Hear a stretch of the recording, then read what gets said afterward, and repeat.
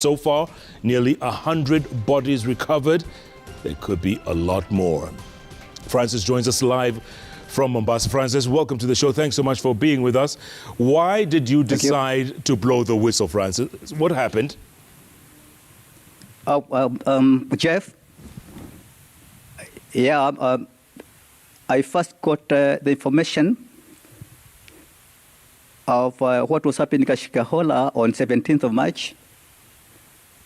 Somebody called me and told me that something bad was happening at Shakahola Forest, where my daughter and the other family were. That it may be that already 2 of my grandchildren had already died. So they were asking for help, transport, and also some police reinforcement so that they can visit the forest to make any rescues if there were any. I did my best. I provided the transport while I was still in Mombasa. I called the OCS Langopaya police station, who provided the 2 security officers. So when they reached there, they were given the 2 security officers, and they rushed to the forest, right to the house where my daughter and the other members were living. On arrival there, they found that the 3 members, that is my daughter, the husband, and their mom, who was also a member of the cult, they were holding one of the children, praying, meaning that they were preparing him to die. So that even the grave had already been dug. It was very, very, very sad. So what they did, they just went, grabbed the child, and after seeing that the policemen there, my daughter, the husband, and the mom disappeared into the thicket of the forest. But that is Francis. Yeah, hold on. Sorry, the child was still alive. Yes, the child was still alive. Now, after giving the child the first aid, glucose, and some other things, that now it got strength and started narrating what had happened to his siblings. And what exactly? And I say that what happened? Yeah. Pardon? What did he say happened? What was he narrating? He was narrating on how the siblings died, because there were 3. Okay. My daughter had 3 children, all male. So the first one to die was the last born, who was starved to death on and died on 15th of March. The second one was starved to death on the 16th of March. And the third one, who was the firstborn, was supposed to die on the 17th. Fortunately enough, he was rescued. And he narrated all the events that took place. And in fact, he said that even the parents, when they saw that the siblings were not dying as they thought, they had to ensure that they kill them by blocking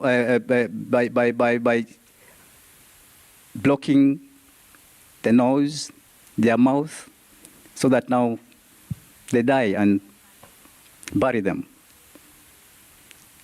So it was something very sad what my grandchild narrated. Yeah. Something very sad. And your daughter and her husband, you said they escaped and they ran back into the forest. Is that what they did?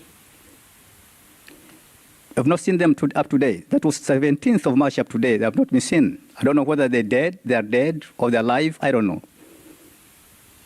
And you also have a son-in-law who's in the military, right? He's in the military. Yeah. And yes, you know, my son-in-law was a GSU officer, but he had to quit just to come to Mackenzie. My daughter was once a social work. She had to quit. Their children, in fact, the one who was rescued was 8 years old. He had not even stepped in a class. He had not been taken to a school, to a formal school. So education to them is a sin. Working is a sin. Medication is a sin. Just stay and pray God. And death is everything. They believe that if you die under such circumstances, you are a hero. You are a king. Yeah. And that's it. And that's what happened. And that is very, very sad on my side. Losing 2 grandchildren. And in fact, I don't know where the 3 are today. I've been moving up and down, but all in vain. Tragic story, Francis. Stand by, okay? Stand by. We'll get back to you in a little short while. Let me come to the studio. And Rosalind Asena, your story. Tell us what happened to you in your case. In my case, my brother is the second born. I am the first born. My brother went to Mombasa to work. And he is a bodybuilder of these long buses, for example, like the Modern Coast. There is a time he worked for Modern Coast. Modern Coast could send him to Uganda, it could send him to Tanzania, and then back to Mombasa. Then after some time, he left the company and opened his own yard. It was during operating his own yard when he met the church. Now, how it started, the wife called us and said, listen, your brother, nowadays he doesn't drink alcohol. He is so good, we don't fight nowadays. And we asked her, why? Because you've been every other time complaining, there are issues. What happened? She said he was prayed for. And we asked her, by who? There is a certain church, there is a preacher who told him, if you drink alcohol again, your grave is already open, your casket is already open, you will not take 6 months from now. So you have to stop. And he prayed for him. And from that day, it is close to 3 months, my husband doesn't drink. And we don't fight, we are at peace. He brings the money and I do everything that is required, we are good. Which family would hear that of their son and say it is wrong? In fact, we celebrated. If now he has grown to that level, we said that's a good church. Did you join the church? No. You didn't join? No, we did not. Why not? The church is in Malindi. I reside in Mukuru kwa Ruben. My family resides in Vihiga. My mom and dad, they are in Vihiga, Mazu village. So this is a communication on phone from Malindi. So now we encourage them to continue trusting in God, to continue making sure they are at peace. Then when things started going wrong, it is the same wife to my brother who raised an alarm and said, where we have reached, I think I'm going to drop going to this church. And we asked why. Because now we are told we should not go to hospital and children should not go to school. In fact, when I've been pregnant, it has been a struggle going to the clinic. In fact, I did not go to give birth in hospital. That was the third born. And we told her, now that one is dangerous. You need to leave that church. And at some point, there was that commotion within their setup in the family, and now the wife came back home. She told my parents. She also talked to me as the in-law. I'm the firstborn, as I said, and I gave my advice. And my parents also gave their advice, and she went to their people where she was born. Those parents also sat them down, and my brother followed her. And he went and said, I don't think I'm going back to that church. If I am supposed to live my family to drop it because of that church, I will drop the church. I better carry my family. Please forgive me, I will not go there. Then they went back to Mombasa. Come 2020, when COVID-19 is now on the rise, now the president says schools have been closed, COVID is in Kenya. And now my brother was at home and he claps his hands and says, you see, this is the right time for everybody in the whole world to know that Jesus has come. This is the time when everybody should know Jesus is supposed to take everybody. Can you now go back to school? Now, you wanted to go to university? You go. You wanted to go to Makerere? You go. Can all of you start going to school? And we kept quiet because now the schools have closed abruptly. Yeah. And come schools open now 2021. It was 2021. 21, yeah. He's at home. He has now come also back at home. And he says he has the children. And the wife says he doesn't go to work. Has he left the cult then, or is he still part? He's still there. He says he can't go to work because working is demonic. His children can't go to school because schools are satanic. They can't go to hospital, everything. And now that is when the whole family wakes up and says, not here. If children cannot go to school, take them back to Malindi, to Mombasa where you stay. Maybe that's a different Kenya. But here, no.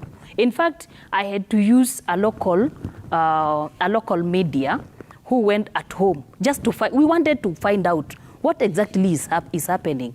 And he started preaching. He preached every other thing that is kind of weird. This is your brother now? This is my brother. Now, is he very close to Mackenzie? My brother, I cannot tell if he is close or not. You see where I stay. Can you see the distance? In fact, I can just tell you openly, I've never visited them in Mombasa. So but they've been visiting me here in Nairobi. But you saw him in court with Mackenzie? Yes. First time on TV? The first time on TV, I saw him. It was on 17th of this month. And I see what is happening. In fact, I was not alive to the fact that there are things that are happening in Malindi or in Mackenzie's church. And you can see the picture right there. That's him there in the court. That's the picture you were seeing on Citizen. Exactly. Right? That's the picture I saw. Yeah. And I'm like, is this my brother? And I decided, okay, let me take a snapshot, send to my sister, send to other relatives to confirm. And they said, oh, he is the one. And is that Mackenzie? And we said, yes, he's the one. And we said, okay. So the story is people are dying, people are dead, others are being killed. Who is killing these people? What is happening? And we wondered, where did my brother, where was he arrested from? Was it arrested from the house? Was he arrested from the forest? Was he arrested from the fields? Yeah. I don't know. So he's still in custody as far as you're concerned? Exactly. With Mackenzie? Yes. And the children, you don't know where they are? The children, we don't know where they are. How many of them? There are 5 children. All missing? Or all missing. Ages between, the last born is around 1.5, not yet 2 years. The firstborn is around 16 years. All of them, we can't locate them. And where is his wife? The wife is at Malindi Hospital. Okay. Unless she has been discharged by now, I'm not aware, but we knew she was in hospital. She was also rescued from the forest and then taken to the hospital. Yes. Yes. Dr. Susan Gitau, let me ask you this. I mean, this is heartbreaking. This is tear-jerking. How do people like this recover? They do recover. First, there has to be the will. But from the word go, it's good for the person to know what's happening to them. So bringing them to the awareness of what's going on. Just like that child might recover faster, the one who is narrating all the stories and what happened. Because what happened in such a traumatic situation is that, like the people who've gotten to know about it, because the people who are dying, the first way to weaken them was to make them fast. Yeah. And so they became weak. And when you become weak, when you don't feed, you don't drink, of course your brain also becomes weak. And so for the brain to function, it's very difficult at that time. And that's why one of the ladies that was rescued was even saying, don't even try to help me. I think I'm better off gone. Yes. So that traumatic incident, the first thing is that it's very horrifying, just like the way we are listening, and even the people who are rescuing them. The second thing is that they get hyper-aroused for the people who are victims, the survivors, and the family members, and even the people who are rescuing them.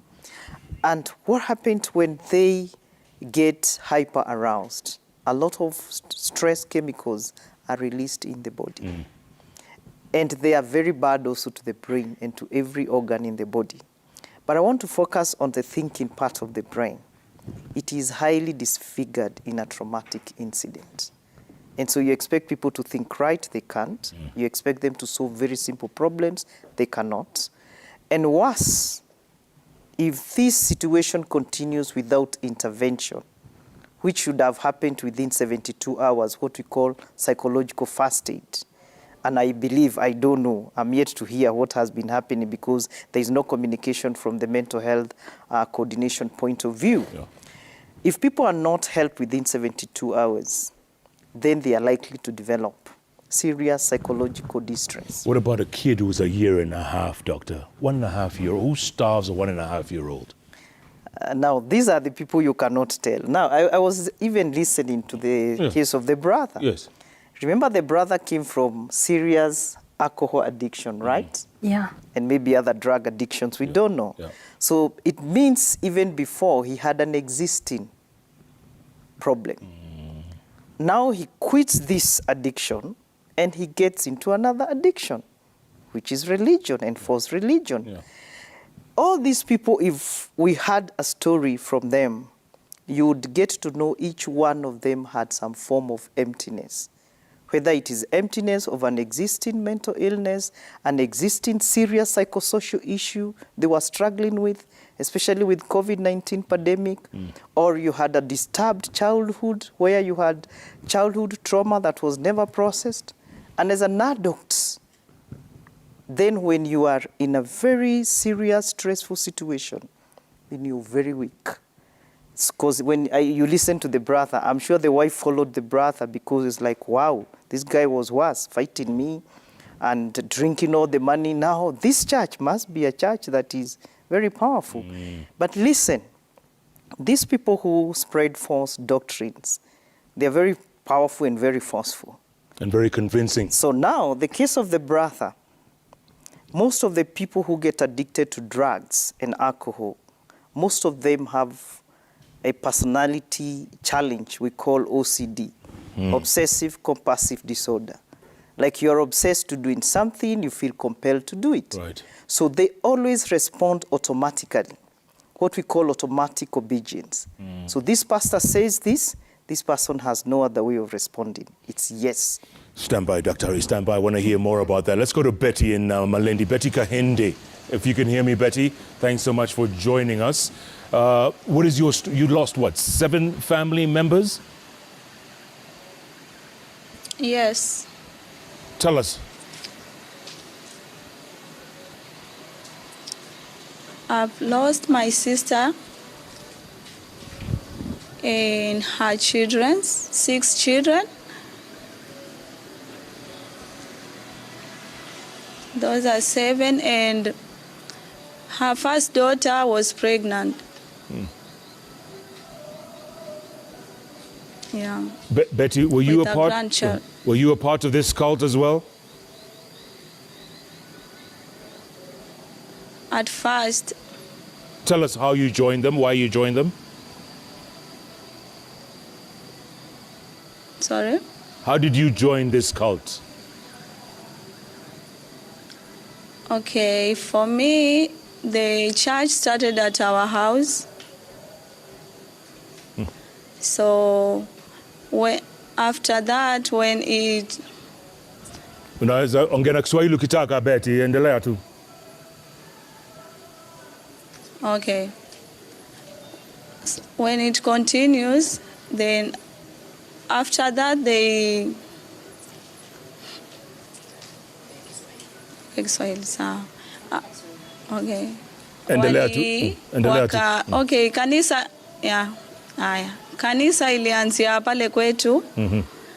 So hapo ndio tulianza, nilijuana na Mackenzie pamoja na dadangu na bwanake.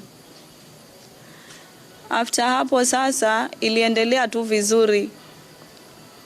But then wakaja wakaondoka, wakashifti kwa place nyingine. So after hapo alikuja tu akaanza tu kusema, alianza na watu wasishuke nywele, rastas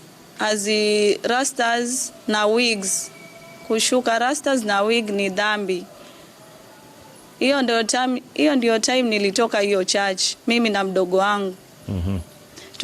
Tukaacha sistangu na shemegi yangu akiendelea pamoja na watoto wake. After that akaanza kusema watu wasiende mahospitalini. After that akatoa watoto shule, akaanza kusema shule ni dhambi. So sistangu akatoa watoto wake shule wote. So mimi after hiyo mimi kuonana na sistangu ilikuwa mwaka jana mwezi wa 6. Hapo ndio sistangu alikuja kwangu akiwa na bwanake na akasema wanaenda Shakahola, huko ndio wanaenda kukutana na Yesu. So nisahau kabisa story yake, akishaenda nisahau. Niwaambie kaka zangu na dada zangu kwa yeye venye ameenda ndio ni basi. Mpaka siku ile tutakutana mbinguni. No.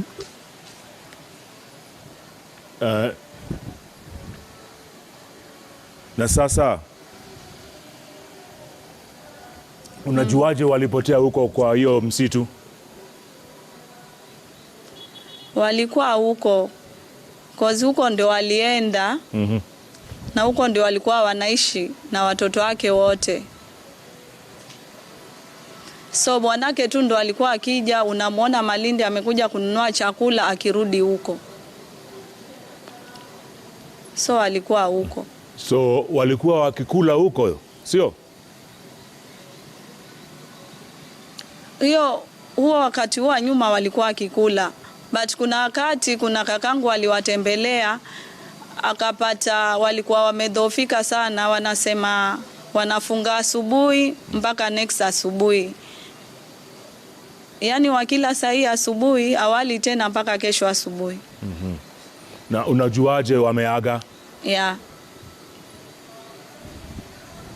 Cause hao ndio walikuwa kipaumbele kwa, yani bwanake na sistangu walikuwa wanachindiwa Mackenzie.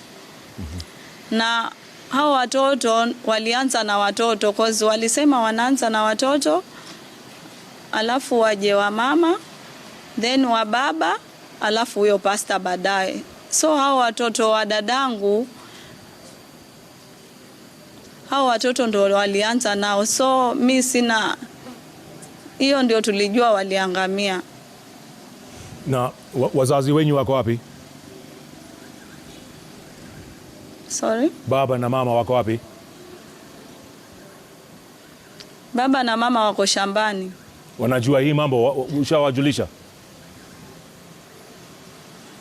Nimewajulisha. Na wanasemaje?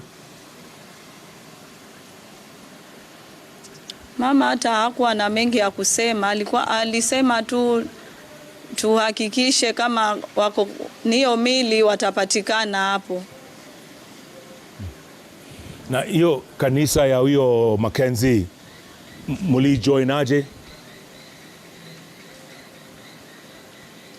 Kanisa la Mackenzie lilianza kwetu nyumbani. Wapi yuko? Tulikuwa tuna Kismondogo Malindi. Yuko Kilifi? So Malindi Kismondogo. Endelea. Yeah, so hapo ndo ilianzia. Tulikuwa tunaenda kanisa moja, mimi, mamangu na babangu. Ilikuwa inaitwa Baptist hapa Malindi. Na ilikuwa ya huyo marehemu Morris Wanji. Ilikuwa ya Mackenzie ama? Sorry? Ilikuwa ya Mackenzie? Hiyo tukienda ilikuwa ya Pastor Morris Wanji. Sasa ni marehemu. Aha. So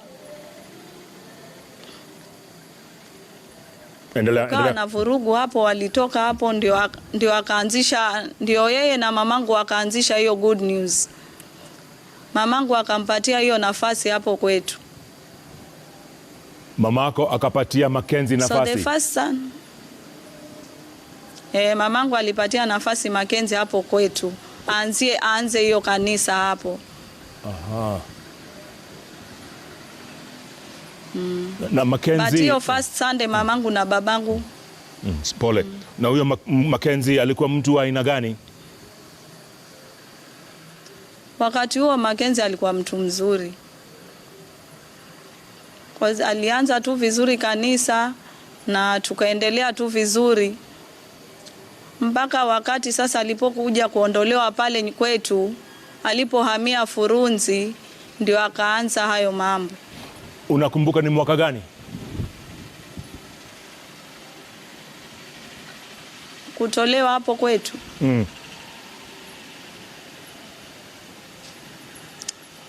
Sikumbuki. Okay, sawa. Na sasa ulisema alikuwa mtu mzuri hapo mwanzoni, sio? Ndio. Alibadilikaje? Sasa kutoka hapo kwetu alipoenda kujenga kanisa Furunzi, bado tulikuwa tunashiriki hapo. But alikuja tu kukaanza kutoka unabii kwa kanisa. Watu wanatoa unabii, kusonga ni dhambi, kusonga rasta yani ni za mashetani. Ndio akaanza hayo mafundisho. Alikuja tu, kuna Sunday moja nakumbuka, hiyo Sunday ndio ilikuwa Sunday yangu ya mwisho. Alikuja akatusimamisha. Watu wote wenye walikuwa wana wigs na rasta wote wakapelekwa mbele. Ndio tukaambiwa hizi vitu ni za shetani, na kama mwenye anataka kubaki kwa hii kanisa asiwe akishuka tena hizo vitu, asonge tu natural hair. Kama hutaki uende kabisa. Na hiyo ndio siku nilitoka mimi na sister yangu mdogo. Alikuwa anawaitisha vitu zingine kama pesa au vitu zingine? Wakati huo ilikuwa tu pesa zenye alikuwa ni sadaka tu ya kawaida na tithe. Na hizo mchango za kujenga kanisa. Na yeye alikuwa tajiri saa hiyo? Sorry? Alikuwa tajiri, alikuwa ametajirika? Wakati huo hakuwa tajiri because nikimjua Mackenzie mimi alikuwa taxi driver. So hakuwa tajiri because alikuwa tu amekodisha nyumba huku Central Town. Okay. Na hiyo shamba ya eka 800 alitoa wapi? Sasa ndo after hawa walipotoka huku, walipoachisha watoto shule, walisema tu Mackenzie amenunua shamba na tunaenda kukaa huko sote. Hivyo tu, lakini sijui alilipataje ama ilikuwaje. Na wewe ushaenda kwa hiyo shamba, ushawatembelea huko? Mimi sijaenda. Ujaenda Shakahola? Bado. Na unaona mtu kama huyo Mackenzie anaweza ua watu hao wote vile unaona? Anaweza. Kwa sababu alitoa watoto wengi shule sana 2019. Nao watoto wote alitoa shule, hakuna hata mtoto mmoja alirudi shule. Okay. Betty Kaindi, subiri kidogo, tutachukua break kidogo. Dr. Gitao and Rosalind, we're going to take a quick break, come back, talk some more. This is harrowing stuff. This is deep. It's going to take a while to get over this. What do you think? Let's hear your thoughts. At Koinange Jeff, at Citizen TV Kenya, the hashtag JKLive. JKLive takes a break.